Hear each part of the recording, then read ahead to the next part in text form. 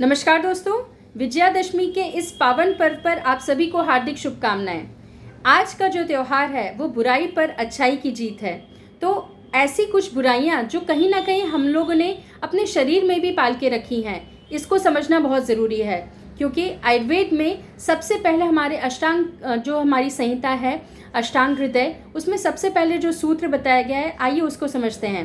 रागादि रोगान शततानुशक्तान अशेष काय प्रसुतान शेषान औत्सुक्य मोहारतिदान जघानात यो पूर्व वैद्याय नमोस्तु तस्मै।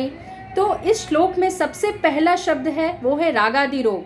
अब राग आदि रोग, राग यानी क्रोध, क्रोध को ही अगर रोग कहा गया है तो इसके अलावा जो मानसिक रोग हैं जैसे कि राग, द्वेष, लोभ, मोह, मत्सर, ईर्ष्या, तो ये सारे जो मानसिक रोग हैं ये कहीं ना कहीं प्रभाव डालते हैं हमारे शरीर और मन पर।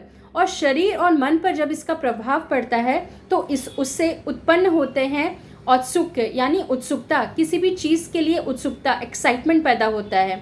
औत्सुक्य मोह यानी किसी ना किसी चीज़ से लालच या लगाव पैदा हो जाता है जो कि चित्त विभ्रम करता है, हमारे मन को विचलित कर देता है। और अर्ति यानी बेचैनी, उस चीज़ को पाने की बेचैनी। तो ये सारे जो रोग हैं कहीं ना कहीं मानसिक रोग के ऊपर जाते हैं। और अगर ये सारे जो भी वैद्य जो हमारे इन सारी चीज़ों को जिन्होंने इसको ठीक करने के उपाय दिए हैं, उपदेश दिए हैं, जो इन सारी चीज़ों से मुक्त हैं, उन सारे पूर्व वैद्यों को जो भी अभी तक हुए हैं उन सबको नमस्कार करते हैं।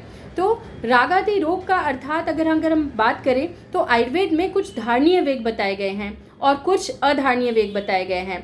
अगर अधारणीय वेग के बारे में मैंने आपको पहले भी चर्चा की है, जो कि हमको शरीर में कभी भी धारण नहीं करें, जैसे कि मल मूत्र, जो कि यूरिन का वेग धारण नहीं करना चाहिए, मोशंस अगर आए तो तुरंत जाना चाहिए। ये सारी चीज़ें मैंने आपको पहले भी अपने वीडियो में बताए हैं। आज हम लोग बात करने जा रहे हैं धारणीय वेग की और उसका कैसे इम्पैक्ट पड़ता है हमारे मानसिक रोग पर।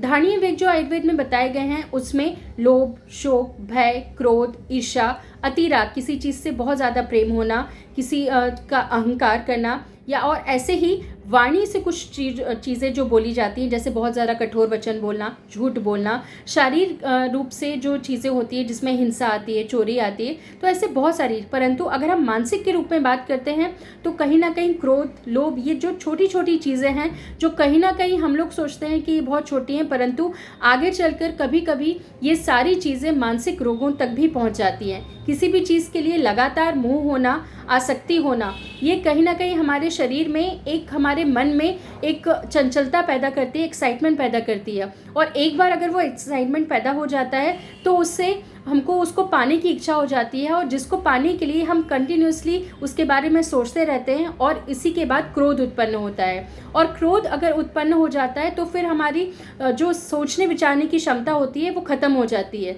और एक बार अगर सोचने विचारने की क्षमता अगर ख़त्म हो जाती है तो हम अपने आप के लिए जो सही है वो गलत, वो निश्चय नहीं कर पाते हैं। तो इसी से कहीं ना कहीं उत्पत्ति होती है मानसिक रोगों की। आयुर्वेद में बहुत सारे रोगों में जो कारण बताया गया है उसमें सबसे पहले अगर कारण होता है वो प्रज्ञापराध बताया गया है।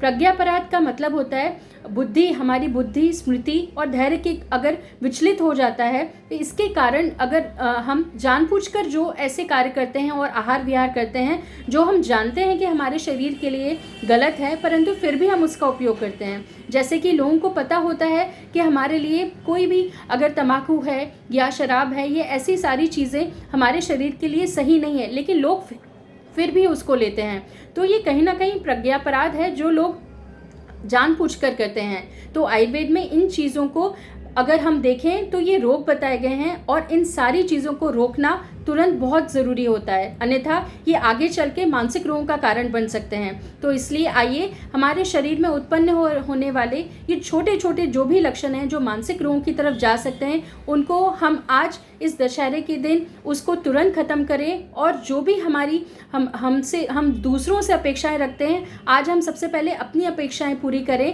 और जो भी तरीके की किसी भी तरह के आपके शरीर के अंदर क्रोध है, क्योंकि क्रोध ही आयुर्वेद में कहीं ना कहीं आगे जाके ये शारीरिक दोषों को भी उत्पन्न करता है और मानसिक दोषों को भी उपरत करता है। तो इसलिए इन चीज़ों को कंट्रोल करने के लिए हमको ये सारे लक्षणों पर अपने धारणीय वेगों को कंट्रोल करना चाहिए, ताकि आगे चल के हम डेफिनेटली स्वस्थ रह सकें। तो इसलिए अब आगे के सूत्रों के बारे में हम फिर जानने के लिए, तब तक के लिए आप स्वस्थ रहें। धन्यवाद।